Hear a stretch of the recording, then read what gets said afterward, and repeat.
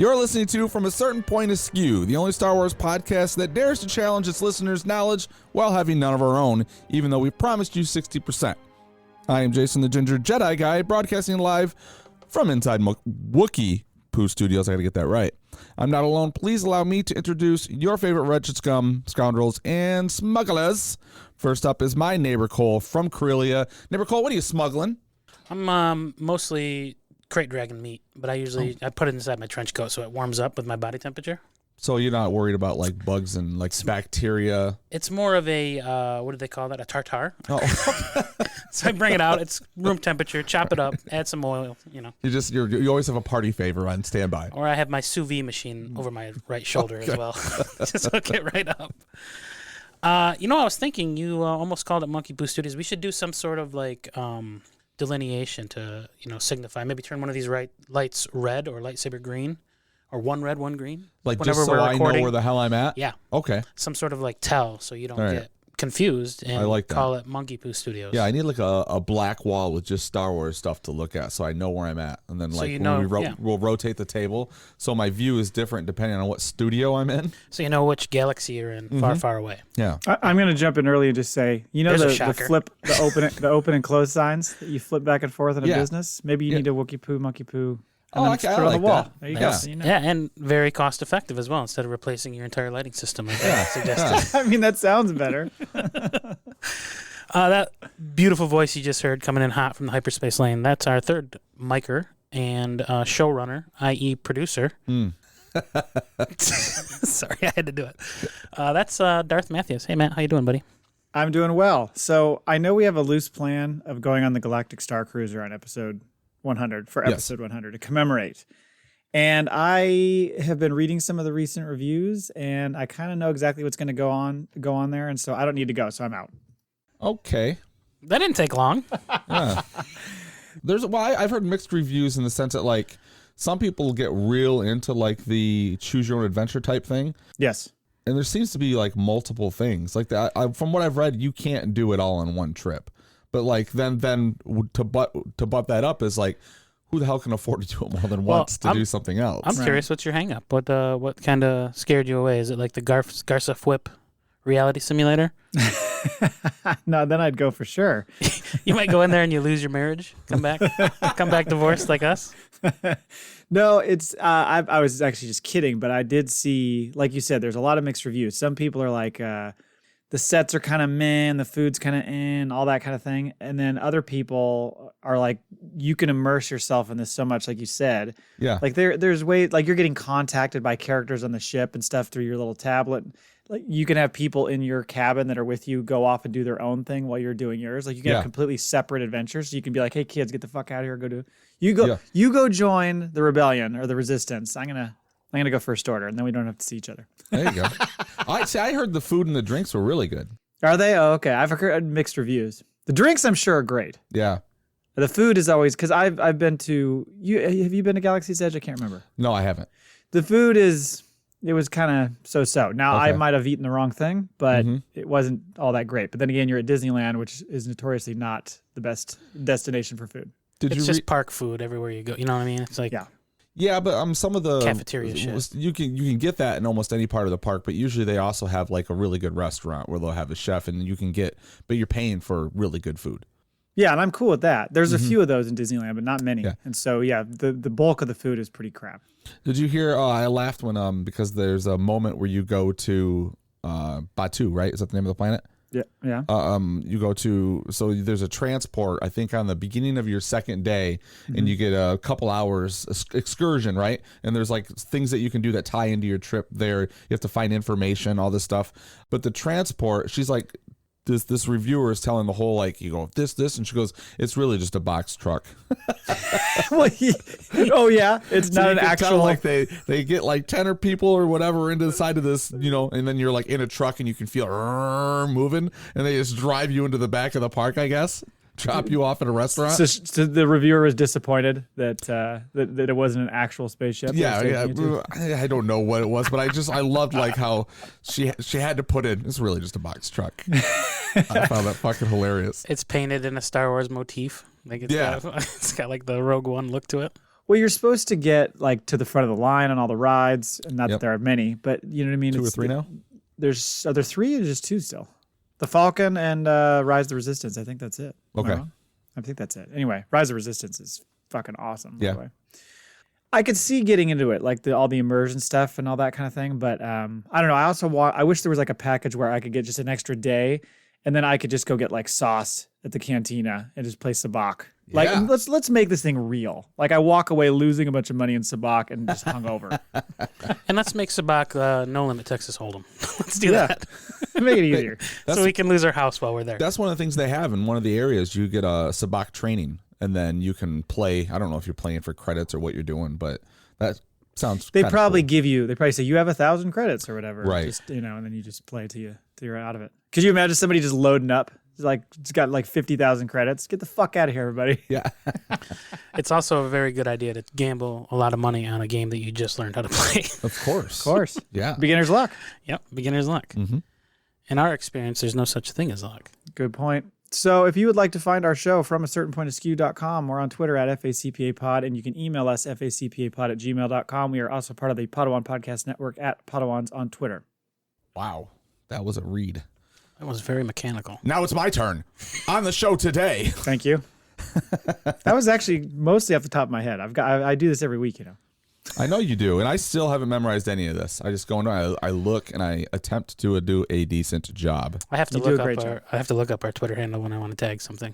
What is it? You don't even have the FAC. You don't know that it's FACPAtoid? Come on. No, I know. It's just a joke. Come on, guys.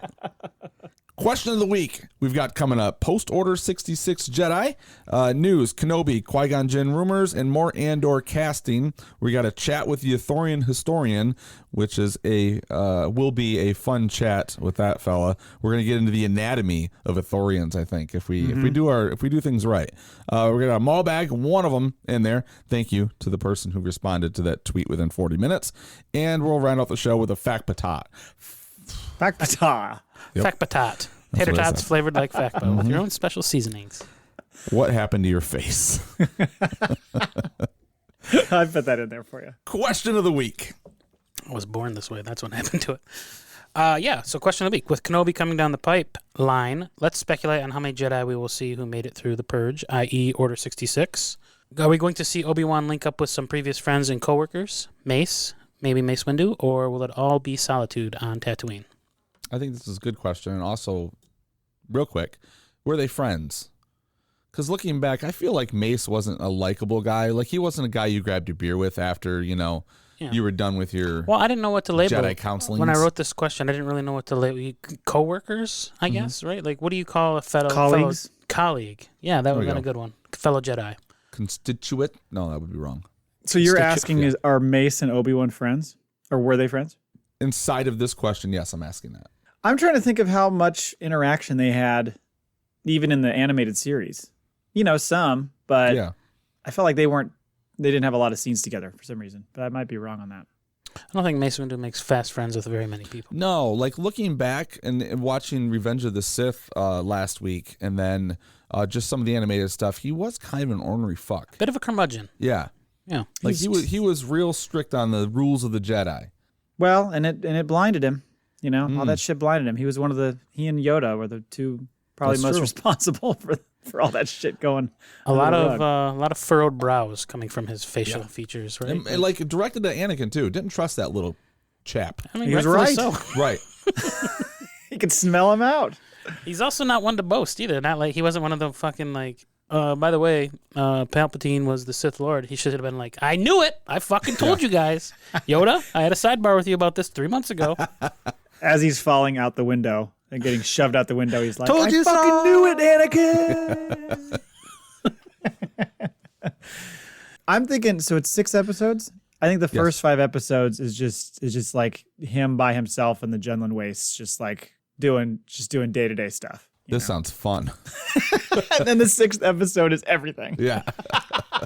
Goes through his house cleaning routine. A lot of dust, man. Never can get the dust out of this place. Oh, that would be awesome. Well, so the Jedi who survived, we know Kanan Jarrus. Cal Kestis is from the video game. Still, you need to play that. I have a list if you want it. Oh, do you? Mm-hmm. Oh, go ahead. Who survived? Yoda. You said Kanan Jarrus. Cal Kestis from the game. Ahsoka, Grogu, Jocasta Nu, who's the librarian, right? Farron Barr, who's in the Darth Vader Dark Lord of the Sith comic. I'm not quite sure who that is.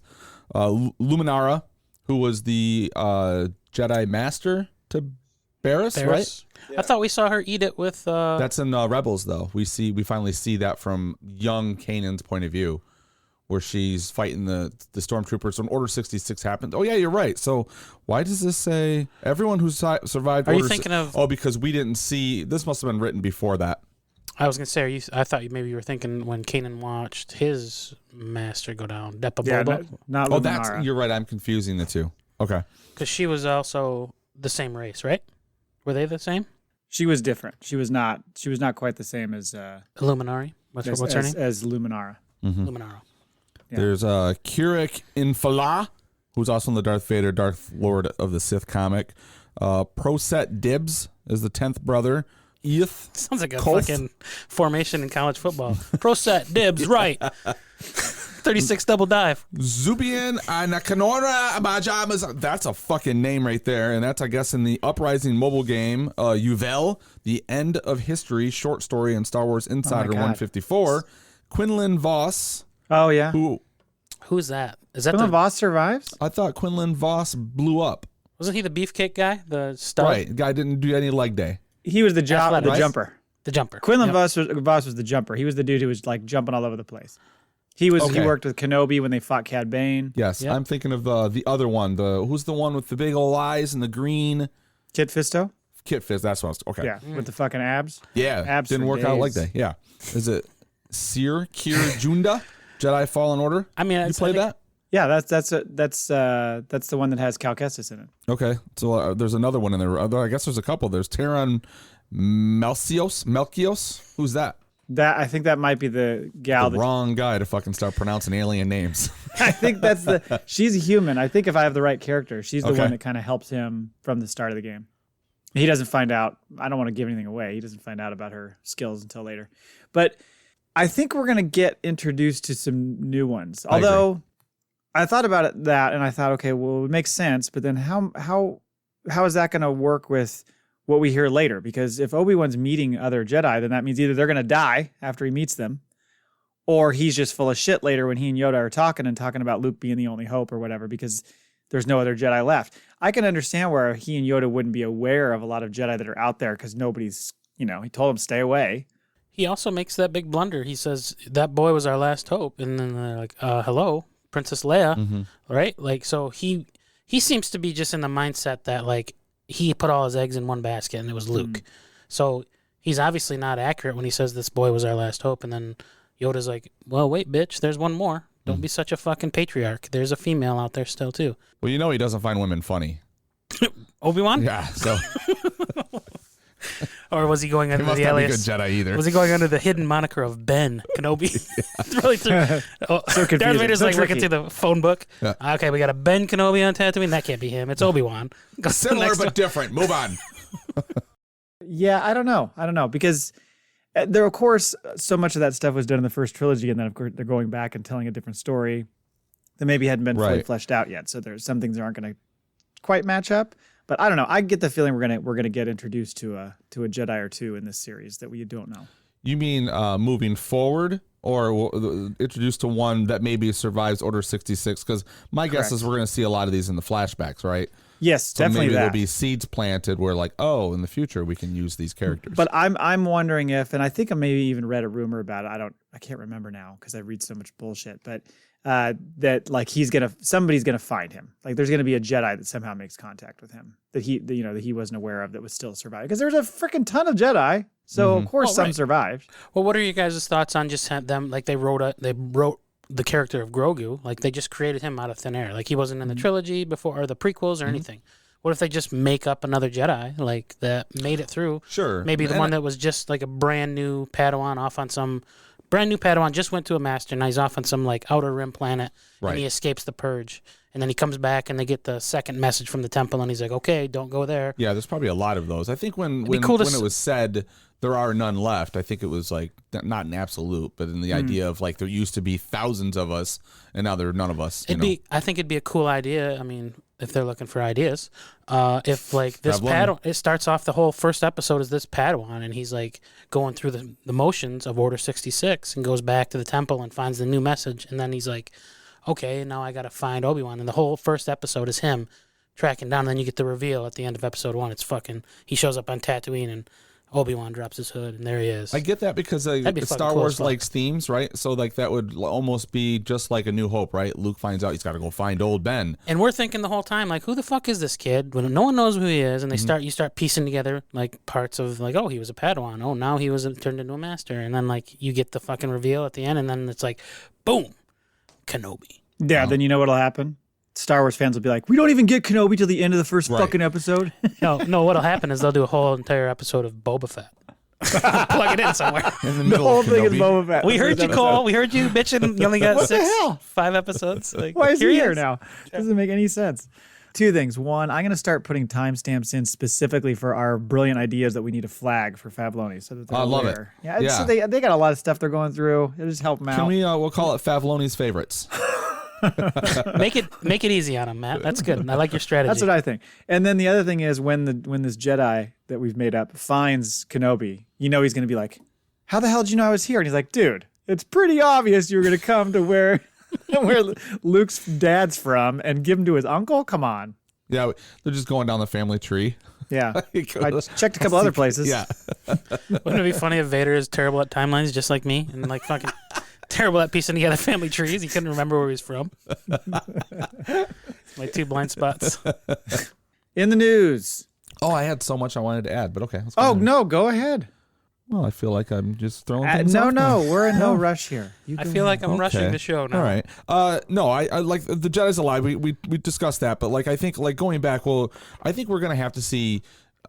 We're not have to like we hang on this Mace thing, but it would be nice to like get some type of answer if it's going to be revealed, right? Maybe in that I would think to go back to like my whole write up of We should have went called forward. it. We should have Yeah. skipped forward. but.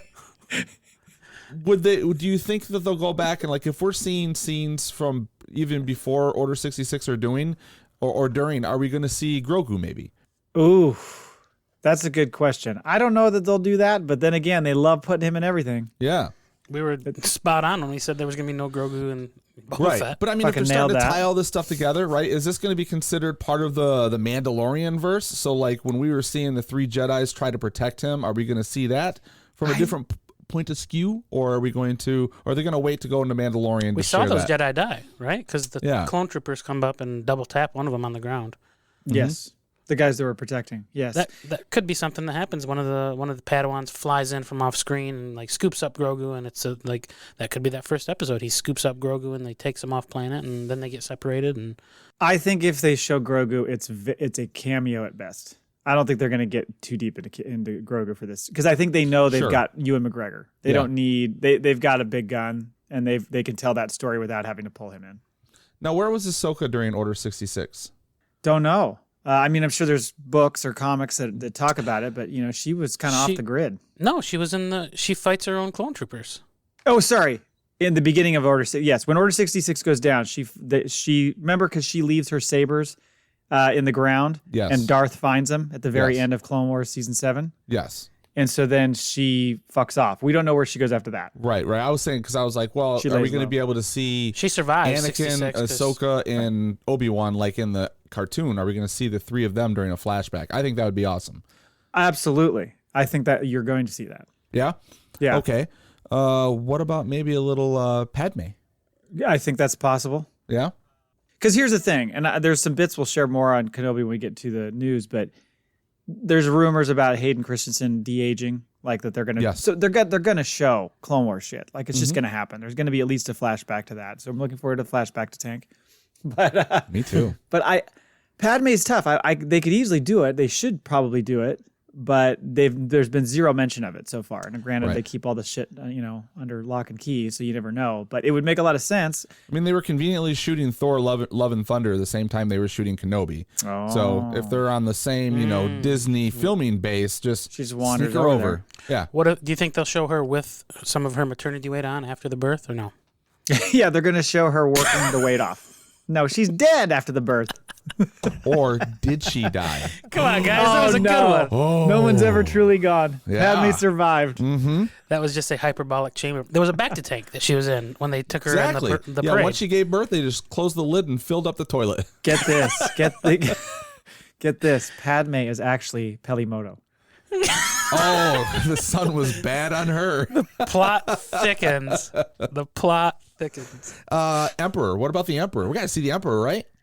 There was some story I saw about that where they were saying that, like, stories in the past, Ian McDermott said that there'll be some involvement of the Emperor. I was thinking that's more going to be tied toward, I don't know about the Acolyte, that might be too early for him, I think, but other stories that could include him. I don't know I would if they'll think like a include him in this. hologram or something, right? Like Maybe, if we're seeing Vader, maybe. and this is like Vader's getting bossed around. Like, he's not, I mean, this is only a few years, well, I guess this is like, a decade after, so I guess he's got a pretty good firm footing. He's doing shift work for the first 5 years of Right. Darth Vader. Yeah, he's a lot of answering, you didn't turn in your notes on time, Right. Yeah. Your TPS reports on the rebellion Right. are filed under the wrong category. Lord Vader, I've made you manager. No, I could see them using him in a holo or something. I don't think they're going to, and again, this is us speculating before and being totally wrong on stuff and saying, they're not going to include this, they're not going to include that, and then they do. I don't think you necessarily need to use him a lot, just enough to know that he's there lingering and he's giving orders to Darth. I'm sold on the idea that we're going to get a young Padawan fucking saving Grogu, and they go off on an adventure for an entire episode. I'm calling that. Okay. So I'd like to put that down as I'm 100% right. Are you going going to put this in Favloni's favorites? Matt, am I? Did I make the cut? Remind yourself that when we get to the Kenobi preview episode where we make a bunch of wild speculation going into the series, that you need to bring that one up. I'll put it on my mental note. somewhere. You have a computer in front of you. In case Next you time we want get to work, within the first 15 minutes, I want you to write out the whole story and send it to us in a message. I will not. Okay. Last I have is when I was watching Revenge of the Sith, there's a part where they're talking about like how many times Anakin has saved Obi-Wan's ass. And he's like, oh, well, that one mission, that doesn't count, And I'm like, Business on Kata Moria doesn't count. Yes. Whatever he So says. I was thinking, well, if we're doing a flashback, maybe that's what we'll see. Maybe we'll see the business on Kata Moria. Yeah, for Right? sure. There's a lot they could tell now and what he's doing now, but you could certainly devote, half of a couple of those episodes to flashback stuff to set that, to explain that more. Because a lot of people haven't seen the Clone Wars series, the animated stuff. Right. So to bring those people up on board, the people that are a little bit more casual Star Wars fans, doing some flashback scenes of the Clone Wars would make a lot of sense. Yeah, and also like for that reason, I think it's smart to do that. But also, whatever the flashbacks are, also need to tie into the story. Yeah, absolutely. So like what's happening back then that we're seeing these two and they were still friends, leading up to they're hunting Jedis. Because the rumor is we're gonna see Darth, but we won't see Darth until like the middle of the series. Season. So you're thinking the early, so we do see him as Anakin in flashback form early on? Yes, I believe so. Okay. Yep. That could be. That's just what I'm thinking. Okay, now feel free to move on. Okay. Now the news. So checking in kind of on the upcoming series for 2022. No, nothing on the Bad Batch still. Motherfuckers. I know. Watch What are they holding on to this for? I don't know. Something's going to drop in between us recording this and then us putting this episode out. So Yeah. I'm going to look like a real dick. But I that's feel like there's someone at Disney that's like they've been so busy with all this stuff. All of a sudden they're like, fuck, we're supposed to do a second season? No, it's more like it's in the can and they keep forgetting to promote it. Like, oh shit, we have this thing. Do you guys know we have that? Well, as we've discussed, if there's one thing Disney needs to get better at is their marketing for Star Promotion, Wars. yeah. Maybe it's like that. Was it Toy Story 2 where the whole thing got deleted? Remember that? Have you ever heard that story? Where No. I think it's Toy Story 2. One of them, they lost a fuck ton of it. Like some program went in and started eating everything and just like wiped out a ton of their stuff and they had to recreate a bunch of stuff. I'll have to look that up. Someone Yeah. clicked on the wrong email. It was a Trojan horse. Yeah. Yep. Oops. To continue on with the Kenobi stuff, there are a couple things there. So there was a lot of talk this past week and into the weekend about a Kenobi trailer dropping imminently. It's gonna, any minute now. And there was talk of like they've like created a couple social media accounts like all of a sudden. So everything's gearing up for some sort of drop. It's about in that timeline right around. It's getting closer. Like they think March because it's about 2 months. So that's about when all these other trailers have been dropping for Marvel stuff and for previous Star Wars titles. So there's a lot of people just kind of waiting around for that to happen. The other thing is, the Bespin Bulletin was saying how Qui-gon is supposed to make an appearance. Of course, we've been expecting that. Yeah. And how they think, is it going to be like a disembodied voice? Is it going to be a Force ghost? It makes a lot of sense for it to be a Force ghost. He's certainly going to commune with him at some point. I don't know if they would do it early, like to show what he's going through on his day-to-day and talking to Qui-Gon early, or if they're going to save that as like some big moment toward the end. I feel like early might make sense because I've been struggling with like what the fuck is going to get him off the planet. If he's there protecting Luke, like that's what he is like devoted his life for, why would he leave? Now, rumors are that it's Leia that gets into some trouble and she's being hunted. Right. So he has to like, go run off after her. Whether he's filled in because of the all-powerful, all-seeing Qui-Gon Jinn, I don't know. But if anyone's going to be like, well, you know what? I'm not doing anything. I'll sit here with the kid. Why don't you run off and... What if Bail Organa goes a whole Liam Neeson Taken and someone kidnaps? I want to see that. You already got the Liam Neeson. That ties into Andor. Andor's like, I've trained under Bail Organa. It was funny too because they were talking about how I saw somebody post this on Twitter, I think, or something like, hey, cautioning people, don't start building up all these expectations about Kenobi and all these things you think are going to happen because then you're going to get disappointed. And I'm like, okay, first of all, you're right. Second, we have a Star Wars podcast. What the fuck are we supposed to talk about? Right, exactly. Sorry. And then I mentioned the de-aging for Anakin. Mm-hmm. And you had mentioned Padme. You think maybe Ahsoka we see Clovis. Remember that love triangle? With that guy Clovis that was like her old love. Oh, God. Interest. Yeah, the one that he gets jealous about? Yeah. When he's ordering fruit in the fucking room or whatever. Yeah, peak jealous. Yeah, Anakin. yeah. So fucking mad. Wanted to kill that guy the whole time. I don't want to see any of that. Like if they fucking bring back Anakin flashback so he can get jealous, I'm gonna throw my TV out the window. That was that real clunky early on in the Clone Wars animation too. Like they were just moving. He was either jealous or just ready to hump her leg. One or the other. Right. What about Admiral Trench? Bug guy? I'm just kidding. I just want to make that noise. He was the it was worth tarantula, it. It was right? worth the devotion. Yeah, yeah, he was he was a tarantula. Yeah, he did die at some point in Clone Wars. Yes, I think season 7 maybe. Yeah, he died in. Yep. Anakin kills him, doesn't he? With the saber. Yeah. That's when he's about showing his true colors. Like, I'm fucking sick of this shit. Like, you've been around long enough. Fuck the rule of like Batman, where you throw him in jail and they get back out in 3 months. I'm starting to off with the heads. Okay, and then quickly on Andor, there was a report that David Heyman, who's a Scottish actor who's been in a million things, kind of a character actor, supposedly has been cast in some key role. Now, this thing wrapped back in late summer. Mm-hmm. So this is just these details are kind of trickling out about all these different people that are in it. And as I said before, I mean, the more stuff that gets thrown out, there's another guy, Anton Valenci, that's supposed to be in the show. He's a British actor. He's also supposed to be Mission Impossible 7, I guess. But it just keeps you keep getting more and more taste of who's going to be in the show. And with 12 episodes, you're going to see a lot of characters. I remember them saying at one point, I think it was in that teaser trailer, how many characters they had, 200 characters that have backstories and all this kind of stuff that they've incorporated into this 12 episode season.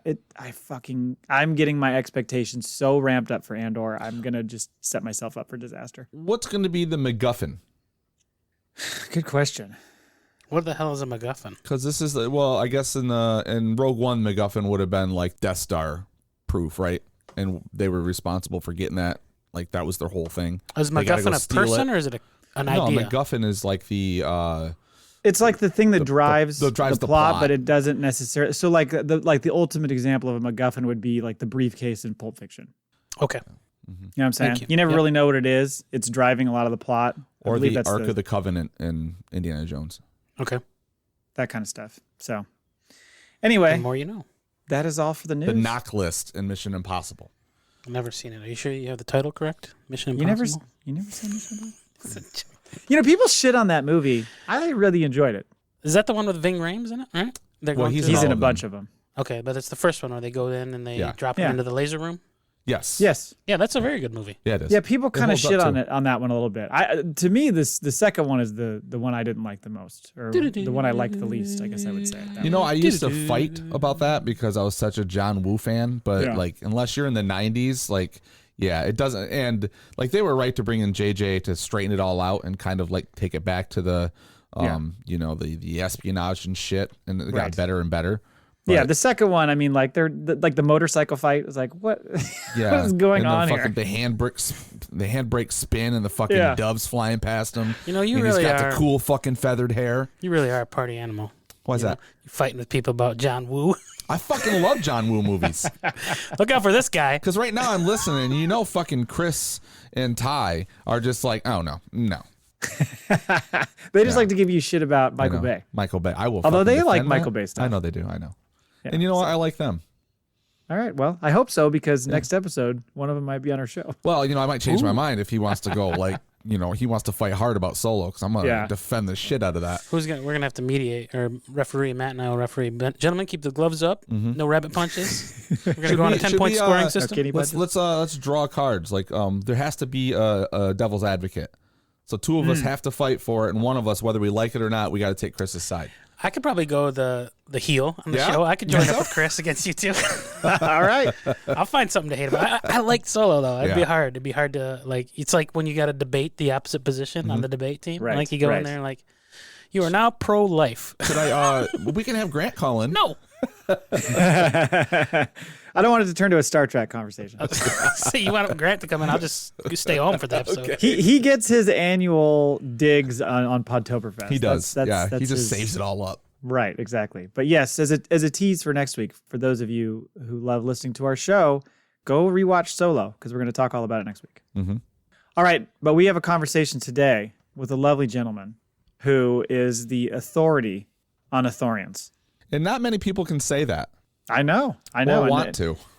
We will get into what drew him to Ithorians. Mm-hmm. He will get into all sorts of details about, the various famous Ithorians over the years and kind of their culture and their anatomy. A lot of anatomy talk. I was going to say maybe he should officially make himself the Ithorian Historian. Because he's brooking no nonsense from any other Ithorian historian. It's like there's a small fight club of them where they meet up once a year to fight for the title. In the basement of a YMCA. So yes, please enjoy this conversation with the Ithorian Historian.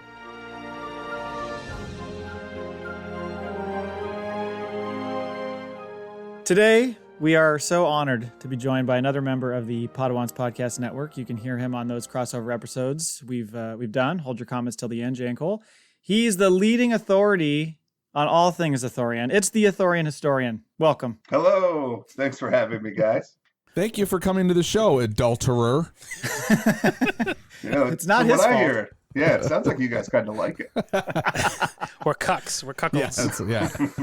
Been cuckolded by a stronger, obviously more burly man because you are sporting a magnificent beard. Yes. Oh my God. The mask mandate ends next week and I'm about to shave. Oh no. You're supposed to be. Are you supposed to be clean shaven or no? For like your no, I don't have to be, but I don't want people looking at this all the time.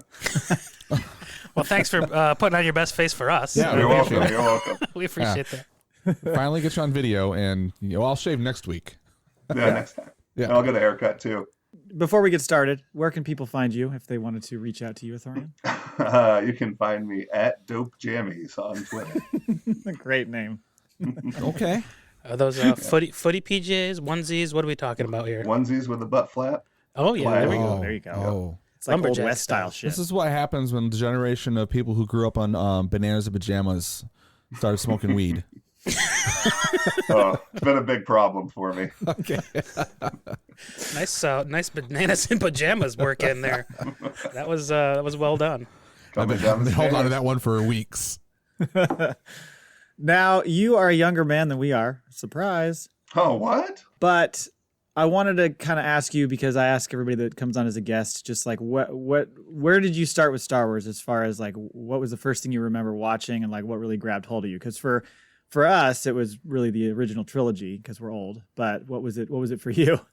Well, I had that classic box set of VHSs with the Yoda's face and Vader's face on them. Nice. And we didn't have cable, so it was like 2 channels on the rabbit ears, and then my Star Wars movies, and then I think Phantom Menace came out when I was a week before I turned 9, so I was right in the wheelhouse. Oh, okay. And I remember like the scramble to try to get tickets and calling radio stations. As a 9-year-old? Well, I wasn't calling. I was helping my dad. They grow up fast. Yeah. Son, you want to go to this? Then you better get on it. Just earlier, I was watching like the videos of people camping out front, and then afterwards, them kind of being disappointed but not knowing what to say. Oh no! It was great. Yeah, like, totally worth it. I lost 2 toes to frostbite, and it was really worth it. But it was really great. Yeah. I wish they didn't put the lightsaber reveal in the trailer, but other than that, it was great. Yeah, and so do you, if you think back on the Star Wars stuff, is like, do the prequels kind of, are they kind of yours, or is it more of the original trilogy because you grew up watching them at home all the time? I think they were both. I hold pretty near and dear, but I think Return of the Jedi is still my bread and butter. Oh, okay. Yeah, that's the one I left in the VCR. Yeah, and just played it over and over. Now, are you like what, late 20s, early 20s, or how old are you? I'm 31. Okay, so about as different between him and I as it would be between you and me, I guess. No, Matt, how old are you? I'm 47. Oh, wah, wah. So 38 to 47 is 9. And he's 31. I'm 38. So yeah, right about the same. We're covering all generations from millennials to boomers, all the way. We got it all. I am not a boomer, motherfucker. I'm Gen X. Okay, boomer. Whatever you say. Wow. I was told yesterday that I'm a millennial, and I'm like, no, I'm not. I don't think you're a millennial. But if you look it up on Google, and you'll get different answers. So some are I don't saying think what year were you born? 77. Some will say you're 76. you're Gen X. Well, that's You're what Gen I was saying. Yeah, you and are. then we Googled it, and it was, you know what? Edit this out. I always thought I was Gen X, but I'm apparently a millennial. That hurt your soul. That hurt my feelings bad. Yeah, it did. Yep. Yeah. Yeah, I think if you're born in the 80s, you're a millennial. Yeah, 83. So I think I got stuck in with the. Ooh, right at the tail end or the start, I guess. Yep, that's me. Well, then 1983 brought us 2 wonderful things: Return of the Jedi and Cole. Mm-hmm. If you could only you keep decide one, what's better. If you could only keep one in your life, which would it be? Oh shit, Guys, fellas. Anyway, next topic. I'm gonna need an answer to that question before the show's over. Let me eat the Snickers bar real quick. Yeah. You guys go ahead. So the elephant in the room. The reason I brought you on. Why Ithorians? What is it that grabbed you about Ithorians that has made it like this infatuation that you have? What he means to ask is it a sexual thing? It could be. It didn't start out as a sexual thing, but it's slowly worked its way into that corner. No, when I was a kid, I got all the action figures and I knew all the characters except for Hammerhead. Yep. He kind of became this blank canvas that you can make whatever you wanted. So I just loved him as a kid. And then there was just nothing ever again, of course, from him on screen. And no. Yeah. So it was a brutal existence, but I don't know. I think they're fun. Thank God for the animated shows, because until Mock Shays showed up, it was a wasteland. There was the guys behind Lando and Rise of Skywalker for like a third of a second. That's all I got. Yeah. Well, and what's his name? Momaw. What's his name? Oh, Momaw Nadon. Yeah. Momaw Nadon. So he in the cantina. It's like 1 second they show him. Boom. Yeah, and it became this weird thing where I bet you I had 5 of those fucking figures. Like it was the most readily available figure to get. Out of all of them. Yeah, and I felt like you saw him all the time. People knew who Hammerhead was. I'm sure my dad got it in the discount bin because there were 100 of them. Yeah, they're the ones that got picked over at the store all the time. Yeah, whoever was working at Kenner was like, "Trust me, gonna be a big item." So was Hammerhead like your Boba Fett? Like you created stories? Yeah, I guess so. Yeah. Yeah. Which one was Hammerhead? You guys are losing me.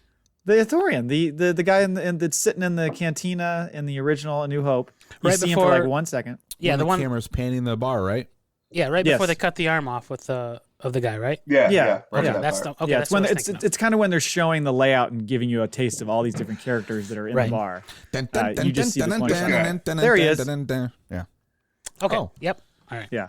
But it was just so funny because for a person who was just barely even seen, he became this action figure that every kid had. It seemed like. I'm shaking my head and like it looks like every other fucking Ithorian I've ever seen. Oh yeah, I know him. Yeah, he is. He's got the action two eyes. figure doesn't like match his outfit in the cantina. It's all whacked out. But Right. Well, let's get into the anatomy. We got to talk anatomy when we're talking Ithorians because they obviously have two mouths, and then Chad Bain was saying how. Two stomachs, and then I've also read something where it says they have four throats. I don't know how any of that fucking works. Yeah, 242. How does that work? It's a 242. It's your classic 242 anatomy. Yeah, the classic 242 anatomy. What? You didn't go to med school or Read a fucking book, why don't you? Once in a while, geez, guys. Does it all cycle down to one asshole? as far as I know. Yeah, there's just one exhaust port. Yeah, there's one hole at the end. That's all you get. Like a chicken. No, the two stomachs was news to me. I was thrilled to learn that information. I think that was new to canon. Well, so we were talking about it, I think, when that was mentioned. So does each mouth lead to its own stomach then? Is that what we're to assume? Or Well, there's four throats, so I'm thinking one to each from both mouths. this is like a water slide, like a fucking Yeah, I don't hydrotubes know. ride or something. Yeah. You don't know where you're going to come out. Yeah, wouldn't it be cool if like each tube processed a different thing? Like you got your macros, you got protein, your carbs, your Right. fats, and then miscellaneous on the end. There you go. And then you could like section off your left side of your body could lose weight, your right side will gain. Just don't mix them Yeah, up. that's Like true. don't accidentally throw some sugary snack in the meat hole or Now, whatever. you're saying they have two mouths because they talk from the side. Is it Yeah, two? Is it correct. two mouths that go into one, or are they? If you start chewing from the right side, could you spit it out of your left? Without having to like throw it back up somehow. Oof. Yeah. No, they're separated. I don't right? think so. I think they're separated. All right. Yeah. Yeah. I don't know that I've ever seen one eat, like depicted on screen anywhere. Just in your dreams? Just in my dreams. Molo might drink out of the side. Did they ever show Bolo drinking? So Bolo was the one in Bad Batch, him and Ketch the Weak Way that were hanging out all Okay. the time. He's basically a drunk. At Sid's bar? Sid's bar. Yeah, right. Sid's I don't think bar. they ever showed him actually take a drink. I think they just showed drinks in They front just of him. implied he was hammered. Yeah. Because Ithorians and bars, they go hand in hand. That's what they made the hats for, with the two beers on it and the straw. That's for the Ithorians, man. man. Okay. There you go. Perfect. Yeah. Yeah. Double fisting. Yeah. Mixed drink, Coors. Never mix beer and wine ever. Everyone knows that.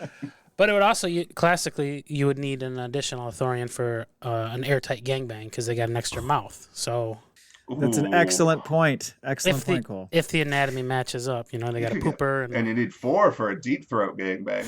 Right. some of us lack the equipment there. So What do you mean, did I bring my friends? I knew it would go this way quickly if we talked anatomy. This will not be the PG episode. No. It never is. When do we have the PG episode? I don't know. we're have gonna it. make one, but it's not. We're working on it. It's not today, folks. Hope you 60 enjoyed your snow day. 60 episodes in, still no PG. On the anatomy front, we saw Mokshai's, and we were remarking about the size of his hands are enormous, and we were thinking he's got to have some big old dick. I don't know if we know anything about Ithorian dicks. Oh, I know a thing or two about Ithorian dicks. Yeah. You lifted up the action I've figure. lifted up his little skirt. Yeah, I've seen under there. Is it a red rocket hidden by fur, or is it a Oh, big no. furry thing So- itself? And I'm not sure where I read this, but it was very detailed, so I think it's probably canon. Oh, great. Like a walrus, kind of. They got I don't know if it's a bone, but it takes like an hour to get it fully erect. So you just got to slap it around on the table for a while until they're ready to go. Because you have to beat it like a walrus, is what you're saying. Yeah, well, the walrus has the penis bone that comes out. I don't know how long it takes to come out. I'm not the walrus He's not historian. Come on. I thought we were gonna get a Beatles reference. I am the walrus. Oh yeah, but no. Walrus has the But- largest penis in the animal kingdom. Isn't that correct? Oh yeah. Oh, that was the Oh yeah. whale. I know that much. Yeah. Well, other than the blue whale. Well, like, I think proportionally. Proportionally. Thank you very Okay. much. That's what I was stuttering for. Mm. But anyway, it's because the Ithorian vaginal canal is so complex. It needs just that way to wiggle through from what I've read. I've also read they just squirt out some eggs and he comes on them, but that's not as fun. I feel like he's saying I read, but if you look at the Wikipedia, it was written by him. Yeah, by the Ithorian Historian. Yeah. Also, a cum-covered Ithorian egg is a delicacy for Jawas, just so you guys know. Suga! Suga! They put those on to make a burger like $300. You just smear those over the top of it. It's a delicacy, yeah. It's a It's delicacy. like a Cadbury egg. Crack it open, it's just oozing yolk. Oh my god. Well, I mean, the blowing your wad on the eggs makes sense if it's going to take you that long to get hard. You know, Yeah. People got places to be, so they don't want to wait. God, around. that's true. And they were like originally designed to swim. I've seen some pictures of them swimming. They're like straightened out and look like a hammerhead actually, Oh, really? but they're never depicted that way anywhere. So, but hey, put them in water and watch what happens. Yeah, they're like a silly straw. You put it in the water and it straightens right up. There you go. Wonk. Yeah. Well, speaking of that, what would you say is the average foot speed of an Ithorian? Because we've seen him move a bit in animation. In live action, you really never saw Hammerhead move, and then of course we saw Mock do a weird little shimmy shuffle as he was trying to get the hell away from. I don't think we need to talk 40 times. I think we need to talk cone drill, and I think he would have done great in the cone drill. Very agile. Yeah, he can make those cuts. He might not hit that top speed too quick, but he'll get around. He almost got away. They got some big feet on him. Oh, yeah, they do. He's wasted in the open Big field. stompers. Yeah. Put him in a winery. Stay inside of That's what they're known for. Cause I my notes I have like and their planet. What are their indigenous to? Like, are they known for like squishing grapes? Then they're real good winemakers. Well, they're like they don't live on the planet. The planet's sacred to them, so they Yes. live in these huge ships above the planets with like ecosystems on them. But if you go down to the planet, you're like shunned, basically, unless you're a priest. They're very earthy, right? They're tree Yeah. huggers essentially. They're supposed to be hippies, but we've seen this jackass fucking killing Garza Mock. Whip. Yeah, exactly. lots of pollution from that bomb. What planet are they from? Ithor. It's never been in anything. Okay. On screen anyway. So they won't set foot on their own homeworld. So I guess they wouldn't be really earthly. They'd be what? Snobby? They don't come down from outer space. Yeah. Snobbish. Well, that's one way to look at it, Cole. Are you saying Yeah. that you think that they're snobbish because they want to protect their home planet? Is that what you're saying? I'm known for my xenophobia. Materialistic guy over here. Material world. I'm known for my xenophobia, Matt. You know this. Weirdos. Preserving their planet. Yeah, Fucking bullshit. freaks. Harvest it for the natural resources like every other place. Come What on. are you doing? Well, in Legends, the planet gets harvested by the Empire for some, like, I don't know, natural armor, like the trees. Makes great starship armor or something. Momaw Nadon ends up being exiled because he tells them what it is against their religion and has to go to... But then they bomb the shit out of it anyway, and it's glass. So in Legends, it's destroyed. In the end, he saved his own bacon by being exiled to Tatooine. Yeah, he's like, all right, yeah. I'm out. And he has a secret garden on Tatooine. That's canon. Ooh, what does Yeah. that involve? It's south of Mos Eisley. According to a trading card, he once let rebel sympathizers stay there. So Oh, we'll see him in Kenobi, no doubt. You heard this is I'm scooping this for you guys right here, right now. Nice. Hot take. Internet exclusive. the secret garden of Momaw is going to be in Kenobi. Yep, he's gonna go there, no doubt. That's love the it. title of episode 2. Yeah, the secret garden. Oh, that'd be It'll awesome. be pay homage to that little kids movie. I'll love it. They're gonna get the rights from Bruce Springsteen to that's fucking what I sing the guess. song. Yeah. Mama's got a secret garden. So are they herbivores or carnivores? We've I established think this. so. We did? Yeah. All four throats. They can handle anything. Okay. Yeah, All right. they'll take it all down, I think. In our canon, we've established this. Okay. Well, that makes it true in our yes, own minds. very true. If you believe As it, the authority 60%. It's stamped. Because they're meant to be like very peaceful people, right? In general. Yeah.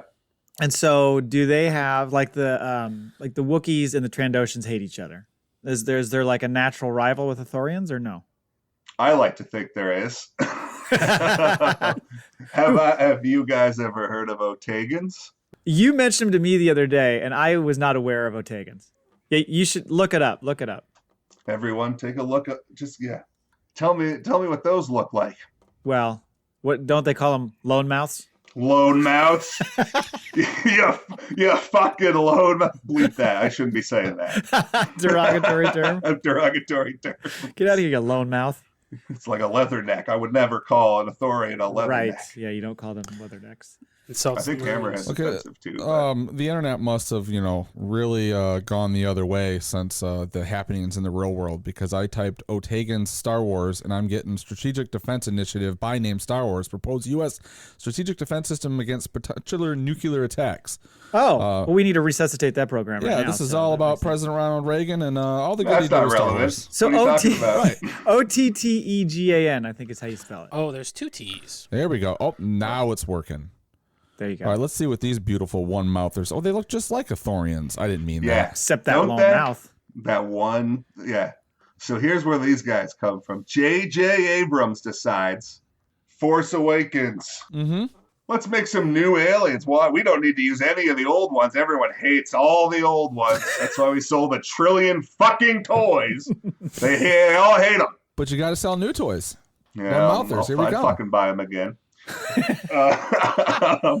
And so he makes up this guy to take the place of an Ithorian in a scene. You've been hot ever since. You've been hot for I've been fucking hot ever since. 7 years. Let me The tell you, travesty. I loved everything that happened in the sequels, every single thing except that. That was the one thing. Every single thing. So he's in a scene? So yeah, he's looking at the backwards. I honestly couldn't bring myself to go find the scene last night when I was looking it up. So I was sickened. Is it at Maz's place or something? Maybe. Cantina. And you know what I bet? I bet he can speak basic. Oh, That son of a bitch. no Ithorians Without a can. little collar. Man, they want to make everything so easy, so streamlined for these kids. What a basic Ottegan Fuck. bitch. We've found your Toro Calican. Yeah. Oh yeah. The Don't put me in a Ottegans. room with one of those guys. They can't take 4 cocks down the throat. I know that. I was wondering if you personally knew that the Ithorians could. I mean, that's interesting. Well, I've run some simulations. I had some computers. That's all. Shit. Didn't you also mention to me you have an issue with Zeb? Okay, well, yes and no. Every time I see Zeb, did you guys know he was supposed to be an Ithorian? The first concept art. I thought it was Wookiee. No. It was Ithorian. Oh, okay. Yeah, there's a concept art of Zeb the Ithorian carrying Chopper under his arm and Oh, running. I see. And so every time I look at it, I go, oh man, What could have been? what could have been? What could have been? The one that got away. I mean, respect to Zeb, though. He did save Pipey. Yeah, but also Zeb's a made-up fucking species too. So was the Ithorian at one time. Yeah, I know. Okay. I know. Calms down. Calmed him right down. I know. That's fair. Also, I don't think you want an Ithorian as like. Don't tell us what we want. Well, I'm just saying, like if he's I'd your take big him doing bruiser on your anything. team, he's not running very fast, right? We've Again, agile. Agile, code not drill. sprinty. okay. Code drill. Right. Defensive lineman, linebacker. Thank you. Yeah, he's good within the first 15 yards, and then he'll get the penalty for going downfield during a pass. Yeah. Oops. Oopie doop. He hits his translator. Sorry, boys. Yeah, he would have had to have one of those things on in the series because none of them can speak basic. So that would have been just a. One of them does in one episode. Oh, And really? they're just like, oops, that guy was special. We screwed Oh, up. okay, cool. Great. He's an Ithorian savant. Yeah, he figured it out. So how did you feel in general? Let's get into Mock Shies a little bit. So you finally get because when he showed up, I remember your excitement level when you saw him show up in the preview and you were and like he- lost your yeah. mind. So you're speaking the mayor and Boba Fett. The Mayor of Boba Fett, yes. Okay. Who wouldn't know that? Just for those who don't. Yeah, some people might not. Like it's like not knowing who Hammerhead is. I remember you saying, I think he probably dies in the first 10 seconds, which wasn't a bad guess. But he made it the whole season. I mean, he had to disappear for a little while, but he made it his whole like minute 25 seconds of screen time. He made it. Do you think he tarnished the Ithorian image? Well, that's a mixed bag for me because I think the exposure may be worth the messages that are coming out about it. Everyone now is going to think Ithorians are little slime balls. But everyone now knows what an Ithorian is. So that's progress, maybe. Right. I don't know. I was just so happy to see one in live action again. Like actually, and one on like center screen. That's never happened. So yeah, I think it looked great. So the little kids out there that they're watching, or the younger kids that are watching Book of Boba, is some of their introduction to Star Wars. They're going to be like, "Oh man, Ithorians are pricks." The fucking look at those weird old pale hairy cone drill running asshole. Well, I wore this stupid mask on like a hat for Halloween, and one kid and like 4 dads do what it was. But next year, I bet I get like five dads and like 2 kids. I bet you had some special conversations though with those people that recognized. Oh, They're like, I got it. Yeah. I gave them an extra candy bar. For your third throat. Yeah, tuck this one away for later. Oh my god. It was a pretty shocking death, Mock Shays. I mean, like, to be strung up like that is pretty, again, we joke that. Has anyone ever hung in Star Wars before? I don't know. No. I mean, there's obviously been force choking and things like that, but if straight up like hung. I guess clotheslined on the speeder bikes is the closest we've seen. Yeah. Yeah, that's another way. I'm trying to think. Someone's had But man, that was brutal. Yeah, it was. But he's probably fine though, right, guys? Yeah, he's probably fine. He's just asleep. He's probably fine, right? Just like Chad's gonna be fine. Same thing. No one's ever really gone. No, Chad's coming back. Fucking Matt goes, he's just asleep, buddy. It's like he's talking to his kid. Asleep. No. It's fine. Just go to bed. Go to bed. He's gonna go now. The hanging was one thing, and then there's just like the and his legs just go, and you're like, that's probably dead. That could have been his translation thingy. His little. Oh, you're right. It probably just got caught on the ceiling when she ripped his head through. Yep. He just needed new batteries. Motherfucker, if he's got 4 throats, that's got to be 4 like esophaguses. I would love like a death rattle when it's just like, fuck. He pukes out both of his stomachs. Yeah. No, but I imagine his head sticking through the roof of that place to this day. No one's cleaned it up. It's just getting picked at by birds. No, Jawas running that shit. When you die, you shit the bed, right? So I imagine no one's going into the basement of that to mop that floor. That's why Fennec went around and there was a pile of shit on the floor when she was leaving. Oh, crap. Watch out for Ithorian droppings over here. So, as a species, are they known for anything? Like, are they? I had in my notes here. Are they like more peaceful? You said, but are they like? Do they have like a role if they're going to be? Say you're in a group of like 5. Are they going to be the priest? Are they going to be the bounty hunter? Are they going to be the gopher? What kind of a role would the Ithorian negotiator perhaps like? Yeah, I mean they're known for like gardening for like. So that's fun, right? They can grow anything anywhere. So they're not going to be much in a fight. Don't forget to invite the Ithorian to the party. Yeah, they probably aren't. They're going to drink everything. He's got weed. Brings the weed. They'll bring the weed. There's some good dank, some good blood down there. Dank spice. But yeah, the Roron Korob's the only. Well, there's 2 Ithorian Jedi that I'm familiar with. There's him, who you get to see in the cartoon before the Clone Wars, really lets one go and just screams out both of his throats and like blows Aruba droids away. Yeah, doesn't he get killed by Grievous or something? Yeah, he gets fucked, yeah. Of course he does. Oh, here's the thing. I forgot to mention. Any Ithorian you like or don't like that's on screen is probably going to die if they have more than like it's like the red shirt on Star Trek, yeah. Yeah. I got into the High Republic. High Republic spoilers. I got into the High Republic, and they had an Ithorian Jedi. And right at the end of it, they will flirt with this little love connection with him and another Jedi. And she gets killed by the main antagonist. And I'm like, this motherfucker's gonna kill her because that's how you set it up. Next book, the guy dies without speaking a word. Oh. It's like, oh, and he died. The fuck? No, was he a Jedi? Yeah, he was a Jedi. Okay. He had a heart attack when he was Yeah, running the he cone was drill. flying, he had a heart attack and just veered into a fucking planet.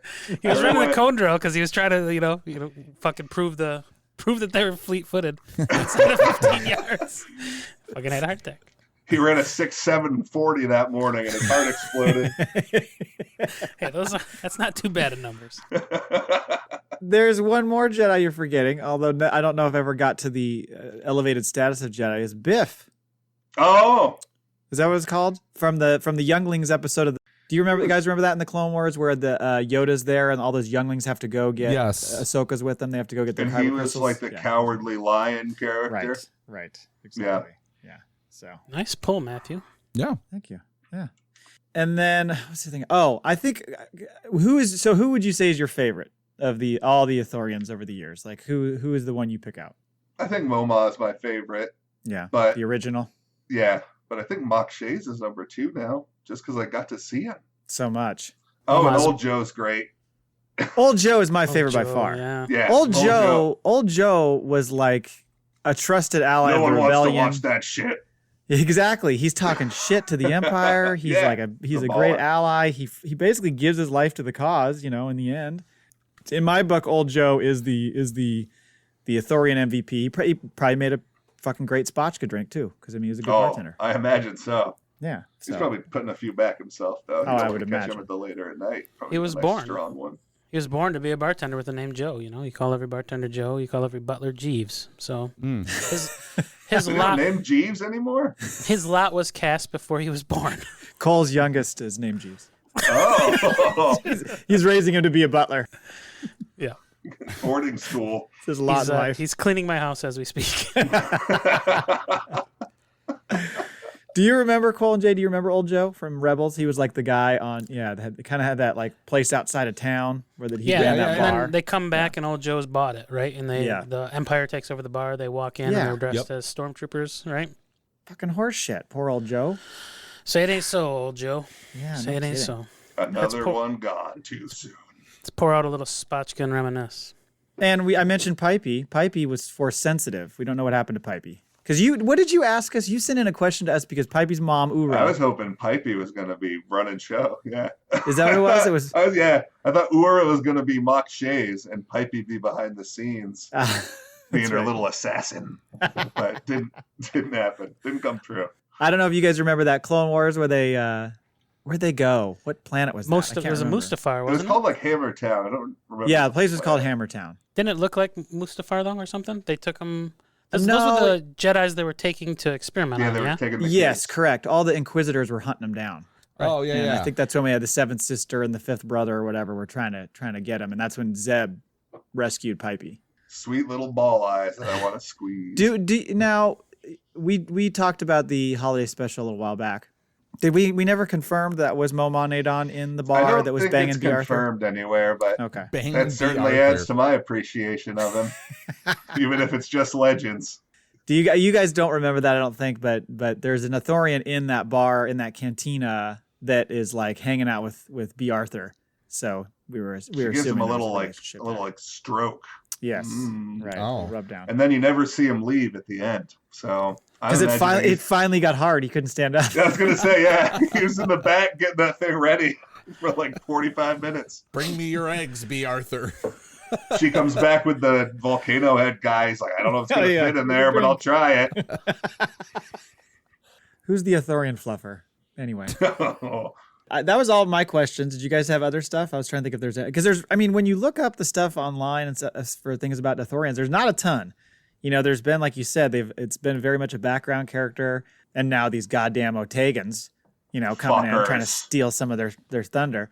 But yeah, it seems like it's a very specific character that I think most Star Wars fans, or even casual Star Wars fans, would know. Like, oh yeah, I know that character is a Star Wars. Yeah, I character. recognize that, but I don't know what the hell it is. Exactly. It's an interesting that they just kind of pop up here and there, but it's never like fully fleshed out that much until, like you said just now, with Boba Fett, which is kind of cool. Now they have the model though. So That's right. let's go, guys. Let's go, Filoni. We're thanking you for doing the Lord's work and bringing Ithorians to the masses because it's important. It's very important to get that out there. Yeah, people need to know they have 4 throats and a huge crank. And 2 stomachs. Yeah, and a huge crank. And somebody get a young one on a casting couch. They're going to make a lot of money. Holy shit. Well, thank you very much for coming on, Ithorian. Really appreciate it. We'll have to have you back. I don't know that you could get a better, breakdown of the Ithorians than that. So really appreciate you coming on. Thanks, guys. Thank you. Thanks.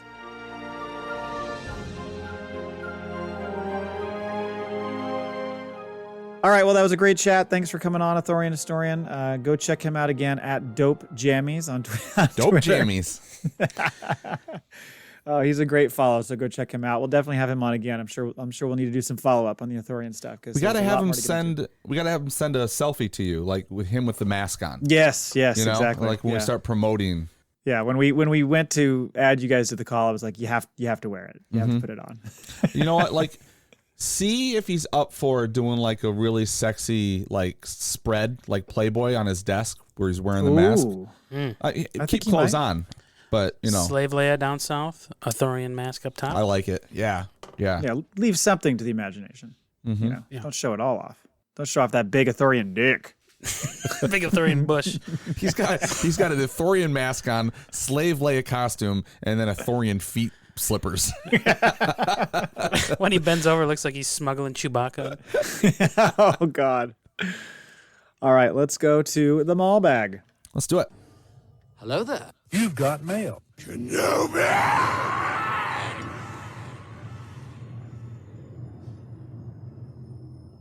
All right, so Jay aggressively reached out before the show to get some Maul Bags. So we got a couple. Thank you. You're welcome. Email number 1 is from the Thoughts About Star Wars podcast. Not sure if you've read the Duel of the Fates script by Colin Trevorrow, but what is the number one thing you wish they incorporated into The Rise of Skywalker? So I have an item on the doc as a future topic for us to go through all the details of what was in that script, because it's very interesting what was going to be included in that movie. Yeah. So I think we can do a full breakdown, because especially since we have this kind of lull between live or current shows. Right. Should we read the screenplay? Like, we'll get some callers in and be voices, and we can just you want to do a table read? Yeah, we'll get some music. I don't know if it goes into that much detail. I think it was more just plot details and stuff. I don't know if they give you the full on. I think is the full the script out there? I believe there's a PDF script out there. Oh man, I didn't know it goes that deep. I thought it was just kind of plot points. We found our filler episodes. Yeah, every week we read a fucking scene. A scene? And Jason will acting. Jason will doctor it up himself. No, this is really his script. No, you're the Princess Leia of the show. You're the script doctor. That's right. There we go. Carrie Fisher. Yeah. I'm gonna fucking write it. So we're JJM's like, fuck. Why didn't we do this one? The unaccredited script doctor. Can I write it do I back of the my van hair in buns? I really gotta I gotta find my. Okay. You gotta channel your inner Princess Leia. Yeah. I guess. Yeah, that's what I'm looking for. Okay. Yeah. Okay. All right. Sorry for the interruption, Matt. Continue. No, you're good. So the only thing I remember that I read, I'd have to go back and look because I only just kind of glossed over it, figuring we covered it on the show, was that there was supposed to be a storyline where Finn goes to Coruscant and leads some sort of stormtrooper uprising, which I thought was pretty sweet because to a degree he leads those ex-stormtroopers. What's her name? Jonna, is that her name? Yeah. And all that crew on the, when they're fighting in Exegol. But the idea of them being in Coruscant and him leading them there, I just thought that's kind of a cooler idea, him kind of on his own leading them. So that's one that stood out to me. Why do I not remember him leading? Who is it? Joanna? What'd you say? Jonna was the gal. Remember he finds those people on when they go to find where the Death Star wreckage is, and they're all ex-stormtroopers that kind of took off. They were inspired by him leaving the First Order, so they all did the same thing. But they're all kind of out there. They're riding those crazy horses. People thought it was maybe Lando's daughter at one point. Right. I'm gonna have to rewatch, I guess. Okay. I'm drawing a blank on that. And then the final scene in Exegol, they all come out riding those horses, and they're riding across the deck of a Star Destroyer or whatever. You need to go back and watch that. I guess. Jesus. You don't remember that? Maybe I fell asleep at that point. There was and that's what we keep talking about. What's the Stranger Things in Space Star Wars going by? Gamma Radio or something? What's it called? Grammar Rodeo. Grammar Rodeo. Okay, because radio pops in my head, and the whole thing about Cuba Gooding Jr. Yeah, the tower. That was the big thing in the Trevor script was about the radio tower or whatever that they had to get to send the signal out or something, right? Oh, was that like a big deal? I think it's they say it was a beacon, like a Jedi beacon or something on Coruscant. I think that's right. I think it was meant to be him and Rose. Could be the same tower Ezra was inhabiting on. Where he's pining for his parents. Yep. Okay. Oh boy. Forlornly looking into the distance. Speaking of parents and pining for or grandparents, that was one of the things that I would have liked to have seen. It was supposedly the Emperor kind of pushes Kylo Ren, or actually it's the Emperor. In that version, the Emperor's master, one of his masters, is alive. They find out, and he's the one pushing the buttons for Kylo Ren.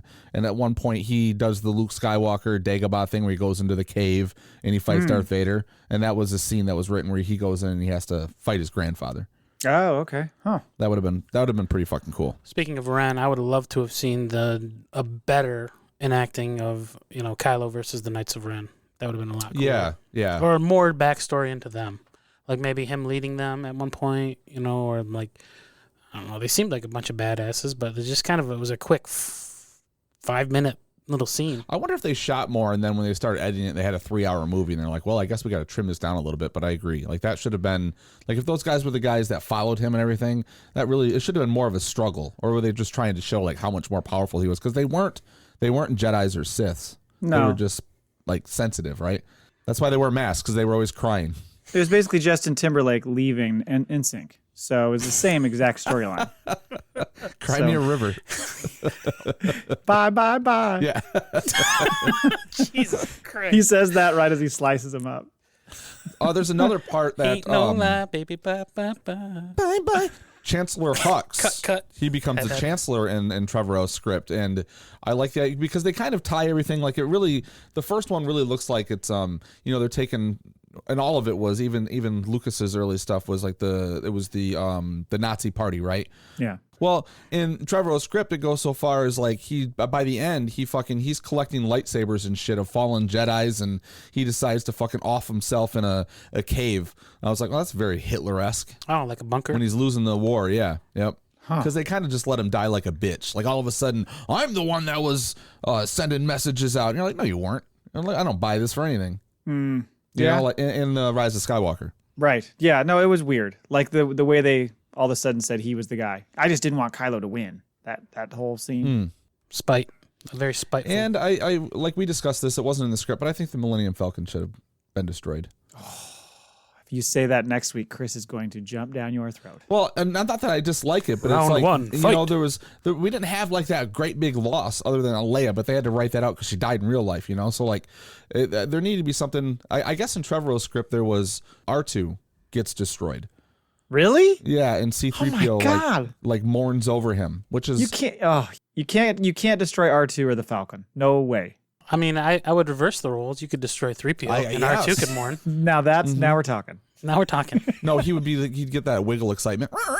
He'd be all fucking happy. Finally, this mumbling motherfucker, I'm done with him. Left him on a desert 40 fucking years ago. Like he shorts out, R2 just like hovers over him with his fucking like inferno. And burns him. Melts him down. Just beep, beep, beep, back and forth until it's a golden. Melts him down. He's already golden. To a golden. It's a bar. Currency. Yeah, that's what I was trying to find. He grabs it, puts it in his little slot that he shoots the lightsaber out to Luke. Just carries 3PO around with him. He's his urn. Oh, there you go. Yeah. Oh my God. Lots of symbology there. Trevorrow, you wrote some brilliant stuff. I do want to get into it though, because there's a lot of cool stuff in there that is fun to speculate about. So we'll do that on a future episode, probably coming up here soon. Okay. So thank you for the question. Yeah. Thoughts about Star Wars podcast. We did get one late. You ready? Mm-hmm. Dear Matt, Jay, and Cole, what did I ever do to you? Why all the hate? You've just lost a listener and a subscriber. All the best, Toro Calican. Mike Laybourne? That's Fred. Oh, Fred okay. from Slewfoot Show. Well, don't let the door hit you where the good Lord split you, Toro. No apologies. You can fucking never come back. When your third mic declares his hate for somebody, you gotta fucking back him up. You Right. know what I mean? Thank It's like you. a rumble. Thank you. It's like a rumble in Appreciate that. space. Yep. I personally like the guy, but Matt hates him, so We can't. Yeah. ipso facto, we Yep. hate him. We have to kill him. It's just one of the worst. Anyway, We're a triad. Mm-hmm. That's what we are. I'm gonna send Matt a Toro Calican head in a box for Christmas. there you go. Thank you. I'll hang that shit right here in the lab. I know. Thanks everybody for the Maul Bag entries, and please get your Maul Bags in for next week. Yes. Now for the FACPAtoid, I said it right this time. Want to read it? You want me to read it? Go ahead. You wrote it. All Read right. it. A lot of conversation this week about Anakin's scar in Episode 3, Revenge of the Sith. When George Lucas was asked how he got it, he said, I don't know, I just put it there. I think Anakin got it slipping into the bathtub. But of course, he's not going to tell anybody that. So, you know, for all the fucking devotion he puts toward toys and backstory, he really was like, that's a Harrison Ford answer, isn't it? I don't fucking know. You know, he just gets pissed off about the history. Right. I mean, Don't ask questions. yeah. Yeah. It's a weird throwaway comment. It's almost like you said, it's almost like he was just getting sick of being asked about anything Star Wars. Like he just got fed up. It's like, you know what? I don't know. It was nothing. Like, whoa. Yeah. Are you sure it wasn't when he came up with the idea for the flux capacitor? He flipped on the sink. Happened June 5th, 1955. But for those of you who are like, yeah, how did he get the scar? He got the scar in the Clone Wars when he was fighting Asajj Ventress. Do they show that? I believe so. I believe that's where it comes from. Oh, okay. Yep. I mean, the man fought in a war for years. You're going to get some scars. Right, and that's really all it was trying to say. Lucas is like, look, the guy's grown up. He's been in a war for a couple of years. Yeah. I mean, the last movie was called The Clone Wars. Right. You know? So. Meanwhile, Kenobi is untouched. Kenobi is looking perfect. Unscathed. He's got a flashback to tank to use. Right, yeah. Watch, that's the origin story. We find out that's where Boba gets it from. After Kenobi dies, and you know, they have a fucking yard sale after he doesn't pay rent on his house for so long. And they start dragging, the Jawas are dragging shit out. It's like Boba's like, I'm gonna take that fucking flashback to tank. It's like the rule on Seinfeld. If you go into a coma, you can loot the person's apartment within 2 weeks. I would like someone to go back and listen to the episodes. And how many episodes do not have a Seinfeld reference? None. There's got to be one in every show. Good FACPAtoid. Thank you.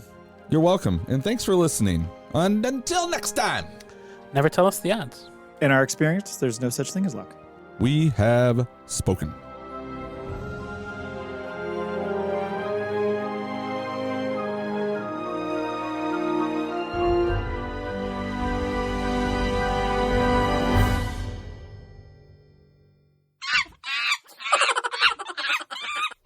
Monkey poo.